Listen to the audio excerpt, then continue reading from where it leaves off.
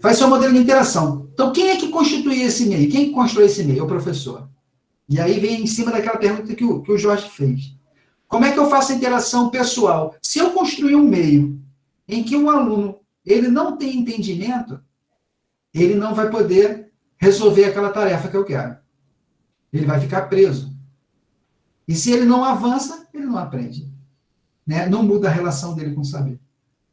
Então, eu tenho que redefinir esse meio. Ou acrescentar alguma coisa, retirar alguma coisa. Eu tenho que deixar esse meio adequado, de modo que ele seja adequado para que o aluno possa resolver a tarefa. Mas aí eu não estou falando também de você entregar a resposta. E isso a gente vai ver um pouquinho mais na frente. E aí aqui eu coloquei lá, né? Esse dispositivo, né, que é o meio, desenhado por um professor que quer ensinar conhecimentos ou controlar a sua aquisição. E aí eu falando com Marilena, apresentando dentro do grupo da gente de pesquisa sobre teoria das situações didáticas, Marilena chamou a atenção dessa palavra controlar, para a gente não ter um entendimento de que o professor ele tem todo o controle. No sentido de controlar como ele vai funcionar. Entende? Não é que eu vou controlar como o aluno vai aprender, não. Eu vou controlar para saber que o aluno eu tenho que ter esse controle para que eu possa inserir elementos nesse milieu, eu perceba que eu tenho que inserir elementos nesse meio, ou retirar. Porque eu tenho que ter esse controle.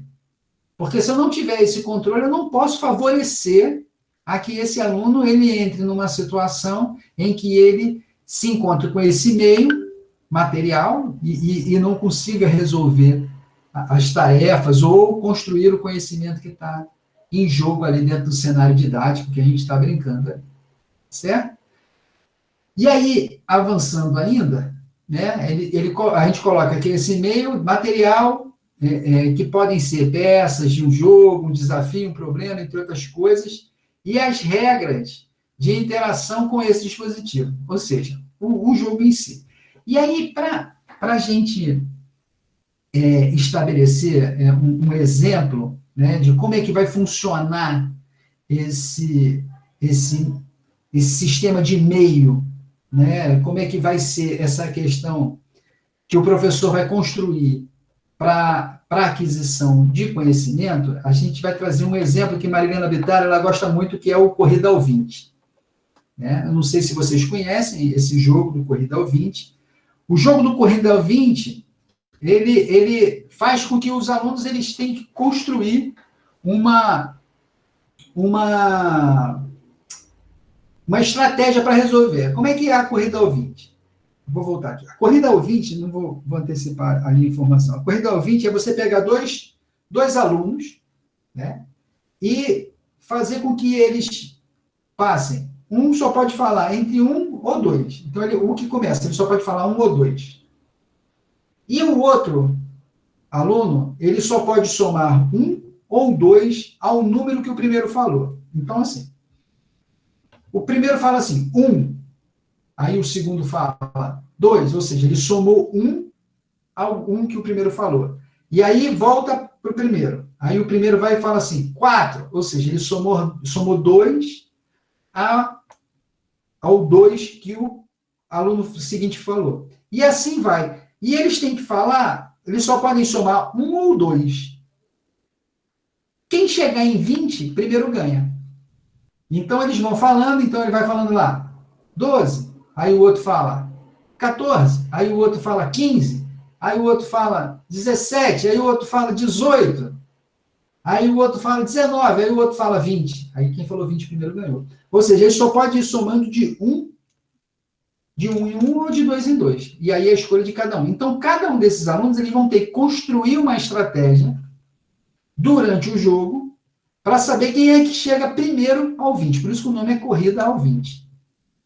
Então, dentro desse jogo, né, o aluno, quando ele é imbuído dessa brincadeira, né, no primeiro momento, ele não sabe que ele está dentro de um contexto que é para aprender o conhecimento. Ele sabe que está ali para aprender porque o professor não vai passar uma atividade que não fosse para ele aprender. Então, ele sabe que é para aprender, mas ele não sabe o que é que ele vai aprender com isso, ou o que é que está sendo trabalhado.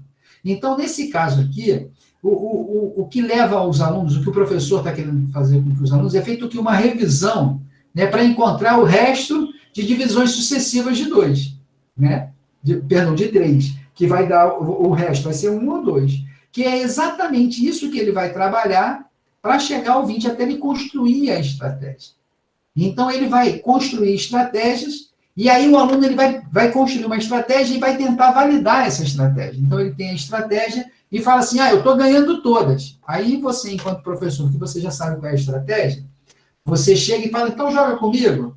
E aí, quando você vai jogar com um aluno, aí você vai e ganha dele, porque você já conhece a estratégia. E ele percebe que a estratégia dele não está tão boa, então ele vai ter que reformular essa estratégia. E aí você deixa essas crianças brincarem até elas, trabalhando com exaustão, elas podem até chegar no momento em que o professor pode pedir para os alunos construírem, né, essa estratégia que eles fizeram. Qual é a estratégia? Como é que verbaliza isso? Ou seja, ele começa a construir o teórico daquilo que ele está trabalhando. E aí a gente consegue observar as 4 fases do que Brousseau fala que existe na teoria das situações didáticas, que é a fase de ação, formulação, validação e a institucionalização. Eu deixei a institucionalização de vermelho, né, de propósito, porque a institucionalização, ela não, no começo da teoria das situações didáticas, na tese do Brousseau, a institucionalização não aparece. Ela só vai aparecer depois, com outros trabalhos, porque os professores, eles conversam com o Brousseau e mostram a necessidade de ter uma institucionalização daquilo que é trabalhado. Mas, no primeiro momento, a gente só tinha, dentro da teoria das situações didáticas, a ação, formulação e validação. Se vocês pegarem os textos bem antigos de Brousseau, da década do início mesmo dos anos 80 e dos anos 70, do final dos anos 70, você só vai ver ação, formulação e validação. Aí, a partir de 86, 87, 88, aí você vai começar a ver ele introduzindo essa nova fase da institucionalização. Eu vou mostrar aqui uma outra brincadeira que tem, que eu acho que também ele elucida bem como é que funciona essa coisa da teoria das situações didáticas e da atividade que é passada ou da tarefa que é pensada. Veja, aqui a gente tem um quebra-cabeça, né? Esse quebra-cabeça aqui, ele está na tese do Brousseau. Aí aqui você vê, esse quebra-cabeça é esse que está aqui dentro, em branquinho, né? Então ele tem dois triângulos, né? Alguns trapézios, e ele fala o seguinte para as crianças, e tem as medidas aqui dos lados. Vocês podem ver que é um quadrado de 11 por 11, né? Então, Brousseau, ele vira para as crianças e fala assim, olha, eu quero ampliar esse quebra-cabeça, eu quero deixar ele maior. Tá certo? Então, cada um de vocês vão pegar uma dessas peças do quebra-cabeça, cada um pega uma peça do quebra-cabeça, vai para a sua carteira e amplia ele, aumenta ele. E depois vocês voltam aqui para a gente montar o quebra-cabeça maior. E a instrução que ele dá é o seguinte, a cada lado que vale 4, passa a valer 7. Pronto. Então, cada lado que vale 4, passa a valer 7. Então, cada criança pega essa pecinha, então, são 6 peças aqui, né? Então, tem a A, B, a C, a D, a E e a F. Cada um vai para a sua carteira. E eles começam a ampliar. E aí, esse é o momento de ação. Esse é o momento de ação. O momento de ação é que o aluno ele entra em contato com o meio. Qual é o meio que o professor forneceu? Esse cartaz, a peça para ele, né? A informação que é um quebra-cabeça, né? Que ele vai ter que montar, que ele vai ampliar, e que cada lado que medir a 4, ele vai medir 7. E aí o aluno ele começa a agir sobre ele. E aí, quando ele começa a agir, ele começa a formular. Como é que eu vou ampliar? Se era 4, passou a ser 7, aí ele pode pensar assim, é só eu somar 3. Né? Então, ele era 4, passou a ser 7, é só somar 3. E aí o aluno vai e soma 3. Ele vai e formulou a ideia dele, ele amplia. Então, se ele pegou essa peça A, ele tinha 6 de lado, né, esse triângulo, então esse triângulo agora passa a medir 9, né, os lados ali, 6 e 6, ele bota 9 e 9 e faz o triângulo. E as outras crianças também fazem. Se elas fizerem desse jeito, quando eles vão tentar montar o quebra-cabeça não monta. Ou seja, na hora que eles forem validar, é o momento em que eles vão validar, porque eles ampliaram, eles elaboraram, né, a estratégia deles, né, formularam a estratégia deles, e vão validar, que é quando eles voltam, cada um com a sua peça ampliada e tenta montar.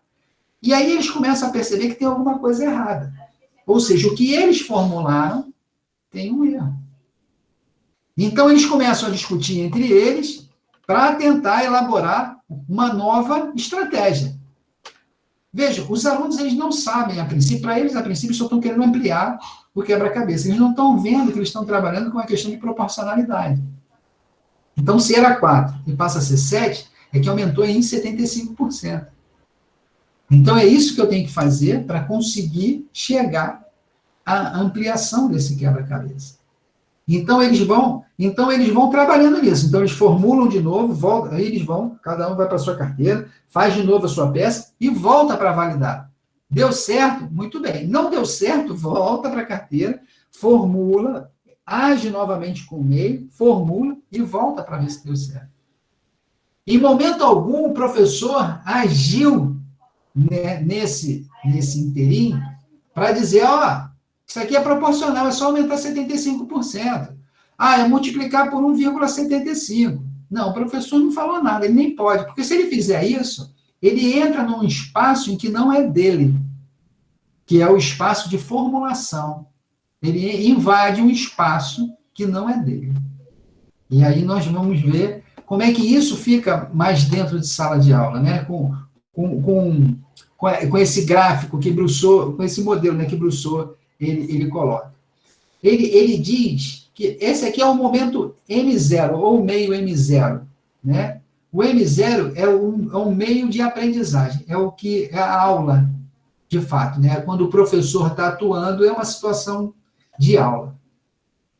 O N+2 é quando o professor está montando o curso dele, tá certo? Ele está preparando o curso dele. Então, ele está pensando num sujeito que ele chama de sujeito universal. É aquilo que eu falei antes. Quando a gente pensa numa classe, a gente pensa numa classe de um aluno que a gente desconhece, né? Que a gente não tem ideia. E aí a gente monta aquele curso. O curso, eu vou ensinar geometria, eu vou ensinar a questão de figuras planas. Então, ele monta o curso dele, pensa. Depois ele passa para o meio didático, que é esse M+1 aqui, que é antes de entrar em sala de aula ainda. Isso tudo aqui, esse M+2 e M+1, esses que estão aqui, são antes de entrar em sala de aula. Então, ele está com um aluno genérico ainda. O professor está montando a aula dele, está preparando a aula dele. Então, essa aqui é uma situação de análise didática. Que aí o professor está construindo o meio e as tarefas que ele vai fazer, como é que ele vai apresentar esse curso de figuras planas, como é que ele vai montar, como é que ele vai elaborar, e tá, quem é esse meu aluno? Esse meu aluno é um aluno que eu estou ali pensando, é um aluno é um aluno qualquer, é um aluno genérico. Quando ele entra para a sala de aula, que ele entra aqui no M0, que é o meio de aprendizagem, aí ele já está com um sujeito real, um sujeito epistemológico. Um sujeito que carrega com ele uma trajetória de conhecimento. Ele traz com ele uma trajetória de conhecimento. Então, esse professor ele começa a apresentar o curso para os alunos. Quando coloca aqui como uma situação de ensino. A partir daí, você já vê que quando entra no M-1, no momento -1, ou no meio -1, que é o meio de referência, ele já some. O professor sumiu. Ele não pode atuar aqui. A partir daqui, quando a gente sai de M0, a gente vai direto para M-3, que é o meio material, é aquilo do ator objetivo, da situação objetiva. É quando o aluno, ele interage, ele age sobre o meio. Por isso que aqui é o meio material. A partir daí, ele começa a fazer as suas formulações, ele entra no meio objetivo, que é o aluno, ele começa a fazer as suas formulações. E, a partir daí, esse aluno, ele entra, depois que ele está na parte de validação dessa formulação que ele fez, que aí é o N-1, que aí você já está com o sujeito epistêmico, resolvendo problemas. Essa é uma situação de aprendizagem adidática. Aí vamos lá. O que é a didática? A didática é quando eu tenho uma intenção de ensinar algo, só que o aluno tá ali, ele não sabe o que é que vai aprender. Então, essa é uma situação adidática, é diferente de uma situação, por exemplo, didática. Situação didática, tanto o professor quanto o aluno, eles sabem. É quando o professor entra lá e fala assim, olha, hoje nós vamos aprender sobre fração. Então, nós vamos trabalhar sobre fração, a fração é isso. Então, ali a gente tem uma situação didática. O aluno, ele sabe que está aprendendo fração, o professor está explicando sobre fração. Numa situação adidática, e é isso que a TSD sugere, é colocar o aluno numa situação adidática, é como se ele entrasse numa situação em que ele não sabe o que é que ele vai aprender, ele sabe que tem alguma coisa ali que ele vai aprender, mas ele não sabe o que é. E essa situação, ela é adidática. Ela tem intenção didática, mas o aluno não sabe o que é. Não é uma situação não didática. Uma situação não didática é outra coisa também. É quando você aprende sem esperar que ia aprender. Por exemplo, você vai comprar sei lá, alguma coisa na padaria, e aí você aprende, você vê alguém lá fazendo uma conta, para aumentar em 10%, aí ele multiplica por 1,1. Aí por que você multiplicou por 1,1? Porque aqui eu já estou calculando os 10%, já estou somando com o valor dele principal. Aí eu já calculo de uma vez só, ao invés de você ter que calcular, multiplicar por 0,1, que aí você vai achar 10%, depois somar com o inteiro. Então, você já multiplica por 1 mais 1, aí você vai comprar pão. Você está no fim de espaço, você foi comprar pão. Você não estava esperando que fosse aprender aquilo. Ou então você vai ler um livro sobre um determinado conhecimento, uma determinada área, e lá aparece uma explicação sobre outra coisa, né? E aí ali é uma situação não didática, que é diferente da didática. A didática é essa que eu te falei, em que o aluno ele entra numa situação em que o professor ele tem uma intenção didática, mas o aluno não sabe sobre o que é. Certo? Esse foi o modelo que Brousseau elaborou para descrever o meio. Só que ele ficava um pouco estranho para conseguir se perceber. Né? Aí você vai ter algumas outras ações. Aqui a gente pode descrever esse meio de uma outra maneira. Nesse P1 aqui, ó, esse professor P1 é o professor que prepara a aula. Então, ele está preparando a aula para um sujeito aqui universal. Quando ele entra na sala de aula, né, e aí aqui esse verde clarinho aqui, é uma situação em que o professor está ministrando a aula dele, está ensinando mesmo, ele já está ensinando para um sujeito genérico, para um sujeito que está ali, né, o sujeito da sala de aula dele. Ele está ali, esse momento aqui é o que ele está verbalizando em sala. A partir daí, ele some. Aí a gente tem que ir lá para S5, que é essa situação aqui, em que a gente tem o sujeito objetivo. Ele está interagindo com o meio. Esse daqui, ó, que é cinza, uns enxergam como verde, sei lá, isso aqui para mim é cinza, mas enfim, se vocês quiserem com outra cor, mas é que está dentro desse vermelho aqui. Esse cinza aqui é o meio que o professor construiu, é o meio que o professor apresentou aqui em P2 para o aluno. E aí o aluno ele começa a agir sobre ele. Quando ele começa a agir aqui, esse sujeito aqui, o objetivo começa a agir, ele começa a atuar, ou seja, ele começa a formular sobre isso. Aí ele se transforma nesse sujeito S4. E aí, quando ele começa a formular, ele também entra na situação de validar, que é nesse S3 aqui, que é o sujeito de aprendizagem. Por que aprendizagem? Ele vai aprender se o que ele formulou validou, aí ele, poxa, o que eu pensei deu certo. Então, a estratégia que eu pensei deu certo. Então, é um momento de aprendizagem. Se não deu certo, também é um momento de aprendizagem, porque ele já sabe o que ele não pode fazer. O caminho que ele percorreu que é errado. Que é importante também, você sabe. Porque, às vezes, você chega em determinados caminhos sem ter essa consciência do que você está fazendo. Né? Então, esse é uma representação também desse meio.